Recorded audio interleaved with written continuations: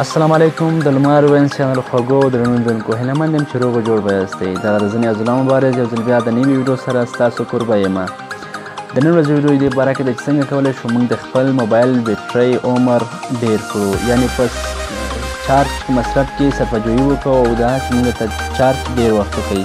د دې لپاره څو لنډې محدودې سپارښتنې درته کوم، هغه دا چې هېڅکله هم په موبایل کې بلوتوت،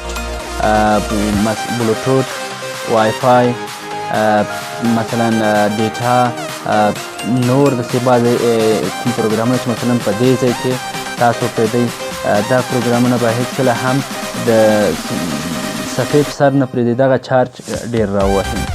او بل راځم دلته څو محدود شیان درته باید په نظر کې ونیسئ.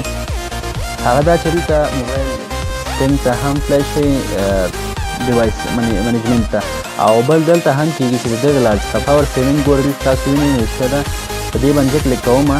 دلته 3 اپشن لري، یو دا ده چې اف د مثلا څومره چارج دغه 40% چارج ده که نه، دا 5 ساعته او 40 دقیقې کېږي. که چېرته غواړئ تاسو دې څخه دا چارج زیات کړئ، دا 2 اپشن تاسو درکوي، یو میډ ډبل ماکس ده، میډل یعنې منځنی او ماکس نهایي ده. میډل که تاسو چېرته ووهئ دا دې څومره اضافه کېږي، تقریبا 6 ساعته او 19 دقیقې کېږي، او که چېرته ماکس ووهئ 60 ساعته او 59 دقیقې کېږي. ماکس په 9 نشم وهلی ځکه ریکارډ بندېږي، خو میډ وهم، په میډ باندې پلی کوئ، هلته د بیا چې راځي اپلای راځي، اپلای به ووهئ، 11 دقیقې په دې کې اضافه کېږي.